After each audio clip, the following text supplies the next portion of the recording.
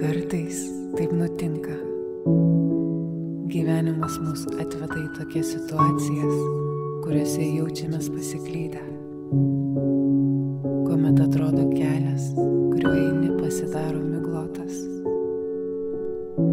Kai niekas tavęs negirdi, kai niekas tavęs nemato, o gal greičiau tu pats savęs nematai. Aš ir pati tai patyriau. Ilgai ieškojau ramybės, ieškojau vietos, kurioje galėčiau kvėpuoti lengviau,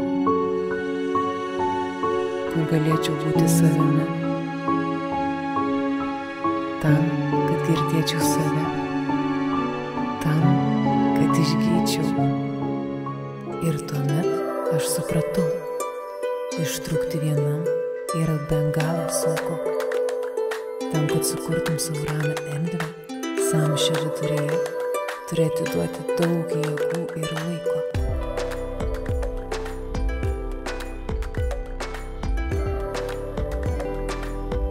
O kas jeigu tokia vieta jau būtų?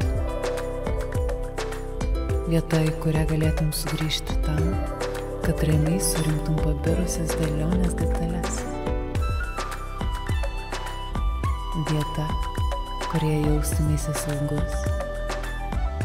Vieta, kuri įkvėptų judėti pirmyn ir priverstų patikėti savomis jėgomis.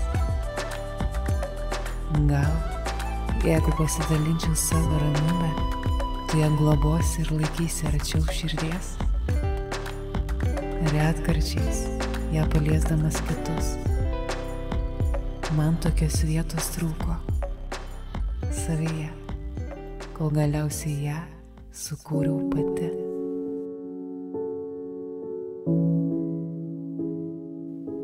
Kadangi esu šios stulbinančio pasaulio vaikas, ramybės ieškojau gamtoje. Gamta niekada neslepia, kuomet jai sunku. Jūra pakyla, sudrumsčia vandenis iš pat gelmių ir leidžia savo bangomis išsilieti į krantą. O kai nurimsta, tyvuliuoja tyliai, švelniai, glostydama krantą, tarsi atsidusdama.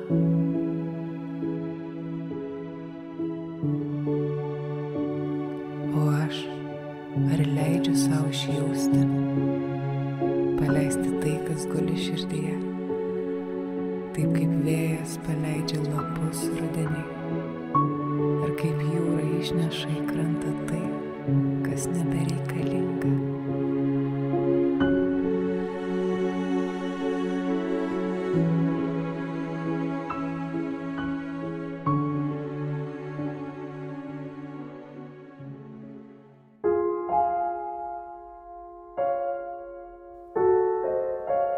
Miškas niekada nesako, aš visada ir nuolatos turiu būti žalias.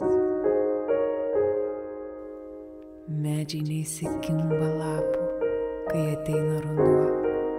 Jie paleidžia, nes žino, kad pavasaris visada sugrįš.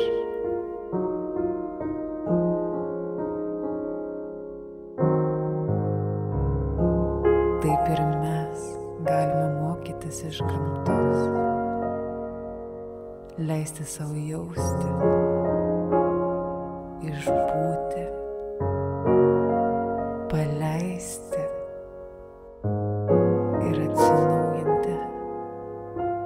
Kaip keičiasi gamta, taip ir mes turime nusimesti lapus, kai ateina laikas, ir leisti savo išbūti nuogam,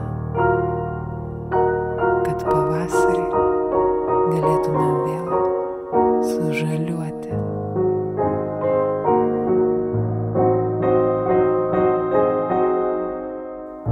Kartais ir mes turime paleisti ir patikėti, kad po šios tylos, ramybės, atsistatymo meto ateis ir atsinaujinimas.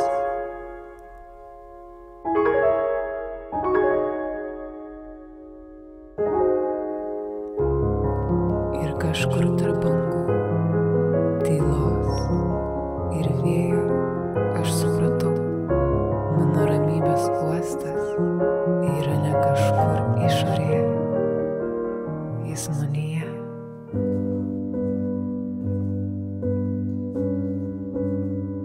Ir taip gimė ramybės uostas.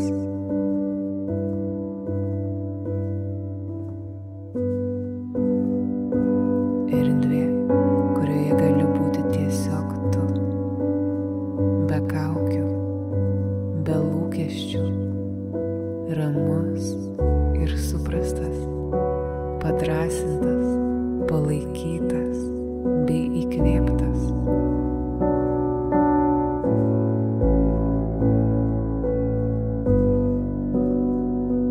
Akimirkos, kurios leidžia sustoti. Muzika, kuri prakalbina sielą. Mintys, kurios tyliai beldžiasi į vidų. Kūryba skirta sielai. Aš dalinuosi tuo, kas padėjo man, nes tikiu, tai gali padėti ir tau. Čia aš esu laisva, čia aš augu, kuriu ir dalinuosi. Ir tai tik pradžia. Egzistuoja dideli ir gražūs planai ramybės uoste. Kelionės į save, į svajones, į ramybę, į savo vidinį uostą, kuriame siela dailiai įsitaisiusi mėgaujasi potyriais.